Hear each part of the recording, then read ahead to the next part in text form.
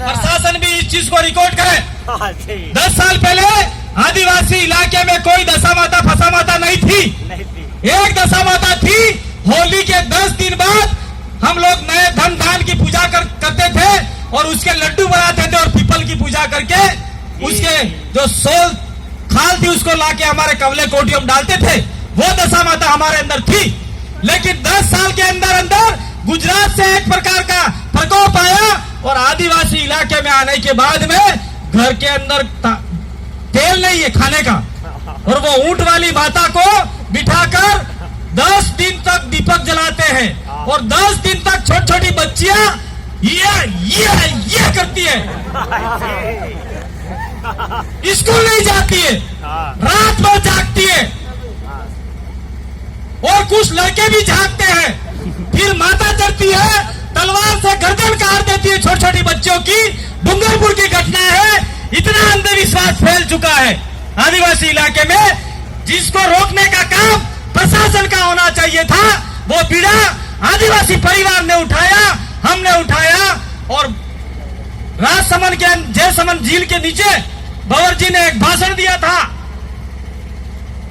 वो भाषण क्या था कि हमारी छोटी छोटी बच्चियां स्कूल नहीं जाकर सोमवार के दिन दशा माता के दिन स्कूल नहीं जाती है, पढ़ती नहीं है, मंदिर में जाती है, विभिन्न प्रकार के कर्म कांड करती है। और अखबारों में हम देखते हैं कि विभिन्न बड़े बड़े मंदिरों के अंदर पंडितों ने महिलाओं के साथ में बहुत बड़े बलात्कार किए हैं। मैं नहीं बोल रहा, देश का मीडिया बोल रहा है। तो भंवर जी ने यही बात की 3 साल पहले और आज पार्टी विशेष के लोगों ने भंवर जी के विरोध में ज्ञापन देकर उनके खिलाफ में मुकदमा दर्ज किया। तो हमने ज्ञापन भी दिया है और 29 तारीख का मैं आप लोगों को कह रहा हूं, 29 तारीख को भील प्रदेश महिला मोर्चा के तत्वाधान में डूंगरपुर के अंदर बहुत बड़ा कार्यक्रम रखा है। तो आप लोगों को हजारों की संख्या में आना है और हम लोग वहां पे 2 लाख लोग इकट्ठा होंगे, जिसका नेतृत्व महिला करेगी। तो क्या आप लोग 29 तारीख को डूंगरपुर की ओर कूच करेंगे? हमारे जन जागरण को तेज करेंगे। संविधान की रक्षा करने के लिए संविधान की किताब हाथ में उठाएंगे। बहुत बहुत धन्यवाद। और कुछ रह गया क्या? दूसरी बात, कुछ बात और मैं और प्रशासन को खड़ा रखना नहीं चाहता हूं। मैं बात कर रहा था जुलाई महीना से 10 दिन तो दशा माता, उसके बाद में 14 दिन गणपति, उसके बाद में 9 दिन नवरात्रि, इसी बीच में बोल मारी अम्बे जय जय अम्बे, फिर अपना ये जो आपका रामदेव जी। तो सारे बच्चे 10, 15 ये पूरा कैलकुलेशन है। तो पढ़ाई के दिनों में ही सारे धार्मिक कार्यक्रम में व्यस्त हो जाते हैं और जो आदिवासियों का धर्म नहीं है उसके पीछे पड़ जाते हैं। फिर कहते हैं कि 10वीं में मेरा बच्चा सप्लीमेंट्री आया, घंटा ही नहीं पढ़ रहा है, बोल मारी अम्बे कर रहा है, कॉपियों में अम्बे अम्बे लिख रहा है, कॉपियों में राधे राधे लिख रहा है। तो क्या तुम्हारा बच्चा लड्डू लाएगा के 100 नंबर लाएगा? अरे 10 दिन तो राधे राधे की तू बदल। ये पूरा हमारे इलाके में आदिवासी के साथ साथ में जो भी समुदाय रह रहा है, चाहे वो दलित समुदाय हो, चाहे वो ओबीसी समुदाय हो, चाहे वो माइनॉरिटी हो, चाहे वो जनरल समुदाय हो, जो गरीब वर्ग का तबका इस इलाके में रहता है, उसको आगे बढ़ने नहीं देना चाहते, उसको धार्मिक गुलामी में बनाए रखना चाहते हैं। ये कोई मेरे ऊपर धार्मिक उन्माद फैलाने का मुकदमा नहीं लग सकता। इतना तो हम भी पढ़े लिखे हैं। अंधविश्वास और पाखंड के लिए हमें अंतिम समय तक लड़ना पड़े और आदिवासी घर में बच्चे को सरकारी नौकरी तक लड़ाई लड़ना पड़े तो हम आपके लिए तैयार हैं। लेकिन आप लोगों को हमारे साथ में कंधे से कंधा मिलाकर आगे बढ़ना होगा, चलना होगा। तो क्या हमारे साथ में, हमारी विचारधारा के साथ में, हमारे समाज के बच्चों को नौकरी दिलाने के लिए आप लोग तैयार हो? तैयार है। अंधविश्वास और पाखंडवाद को अपने गांव से, गांव खेड़ा से बाहर निकालने के लिए तैयार हो? तैयार है। बहुत बहुत धन्यवाद। बात का ध्यान रखें। और दूसरी बात मैं कहना चाह रहा हूं कि इस इलाके में बेकार काम के आईजी साहब को मैं वापिस याद दिलाना चाहता हूं। 5वीं अनुसूचित क्षेत्र में आपका इंडियन पेनल कोड 1860, आईपीसी और सीआरपीसी और जो भी आपके अमेंडमेंट हुए हैं वो सीधे तरीके से आदिवासी इलाके में लागू नहीं होते। ये मैं नहीं कह रहा हूं, ये सुप्रीम कोर्ट का जजमेंट बोल रहा है। और आप लोग सीधे, मैं आपका पता नहीं होगा, सुप्रीम कोर्ट का जजमेंट बोल रहा है। बबीता जी वो कौन सा जजमेंट है? पी रामीरेड्डी जजमेंट है ना? हाँ, पी रामीरेड्डी जजमेंट है वो। पी रामीरेड्डी जजमेंट है, उसमें साफ लिखा गया है कि आदिवासी इलाके में आईपीसी 1860 और सीआरपीसी की जितनी भी धाराएं हैं वो आदिवासी इलाके में आदिवासी के ऊपर सीधे तरीके से लागू नहीं होगी। यहाँ की टीएसी है, ट्राइबल एडवाइजरी काउंसिल है, वो राज्यपाल को लिखेगी, राज्यपाल गजट नोटिफिकेशन जारी करेगा कि कितनी कितनी धाराएं लागू होगी और कौन से एक्ट में आदिवासियों के प्रति एक्शन लिया जा सकता है।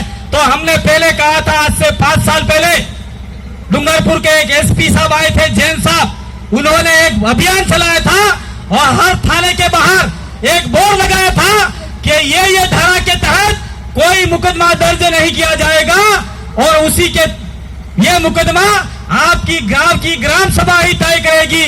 गांव का कमेटी होगा, मुखी होगा, जो न्याय करेगा वो न्याय ही वैलिड होगा। फालतू काम के इधर आना मत, ऐसा कह दिया था। तो उस समय पुलिस प्रशासन भी हमारे साथ में था। तो आईजी साहब को मैं कहना चाहता हूं कि आप लोग एक मीटिंग बुलाइए और इसका एग्जामिन करवाइए कि कौन सी धारा के तहत आदिवासियों के ऊपर लागू होगी, कौन से एक्ट के तहत मुकदमा दर्ज होगा और कौन से एक्ट के तहत परंपरागत रूप से कस्टमरी लॉ के आधार पे न्यायता का अधिरा होगा। और दूसरी बात, अगर ये इससे भी आप संतुष्ट नहीं हो तो मैं आप लोगों को कहना चाह रहा हूं, उड़ीसा का वेदांता जजमेंट आया है 2013 के अंदर, उसमें साफ कहा गया है कि आपका जुडिशरी व्यवस्था, न्यायपालिका, कार्यपालिका और व्यवस्थापिका का पावर सुप्रीम कोर्ट या पुलिस प्रशासन या ब्यूरोक्रेसी आदिवासी के ऊपर सीधे तरीके से भी काम नहीं करेंगे, क्योंकि आदिवासी की जो ग्राम सभा है उसके पास अंतिम सुप्रीम पावर है। वो ग्राम सभा आपको बनानी होगी, पंचायत वाली नहीं, पूरा घुमावाड़ी देखनी चाहिए, गणति वाली आपकी बनानी होगी। कौन सी बातें बोलो, अपना में बोला तो नहीं, बोला तो थी। पानी पिलाता रे, पानी पिलाता रे, सही कर रहे हैं, सही कर रहे हैं, पढ़ा लिखा आदमी है, पढ़ा लिखा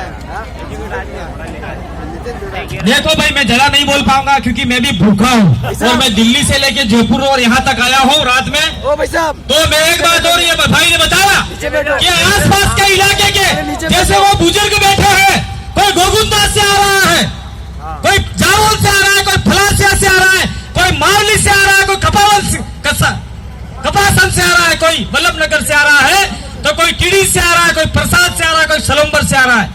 वो डूंगर आपके उदयपुर में आ रहे हैं, रोजगार की तलाश में आ रहे हैं, मजदूरी करने आ रहे हैं। तो वहां पर जहां पे आपका मजदूरी का जो क्या बोलते हैं उसको चौराया नाका लगता है, वहां पे मजदूरों को खड़े रहने नहीं दिया जाता, उसको भगाया जा रहा है, गाली गलौज करते हैं। अगर आज के बाद में प्रशासन ने ध्यान नहीं दिया, ज्ञापन दिया है इन लोगों ने, इसका तत्काल प्रभाव से वहां पर सवेरे 8 बजते ही पुलिस की व्यवस्था की जाए और इन गरीबों की सहायता की जाए। और अगर इन गरीबों ने, मजदूरों ने 1 दिन, 2 दिन, 4 दिन स्ट्राइक कर दिया तो आपकी बिल्डिंग है जितनी आधी अधूरी है वो भी खच जाएगी, गिर जाएगी। देखो, कहने की बहुत सारी बातें, जैसे जैसे खड़े होंगे वैसी वैसी बातें और ज्यादा आएगी। प्रशासन भी हो रहा है परेशान, ये लोग धूप में बैठे हैं, कोई बीमार हो जाएगा। तो इसलिए मैंने एक बात बताई थी मानगढ़ के ऊपर, यहाँ पे भी बता रहा हूँ, जो हमारे साथ में जुड़ना चाहता है, नहीं जुड़ रहा है, उसके लिए मैंने एक नारा दिया है। क्या दिया है सुनिए,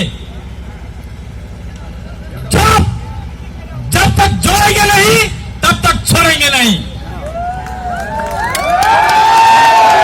दूसरा नारा दिया है, जो आदमी, जो व्यक्ति हमारा आदिवासी होकर किसी और के तलवे चाट रहा है, जिसने आदिवासी की मां के पेट से जन्म लिया है और रात दिन हमारे समाज को बदनाम कर रहा है, उसके लिए मारना पीटना नहीं है, उसको जोड़ने के लिए मैंने बोला है, मतलब जोड़ना है।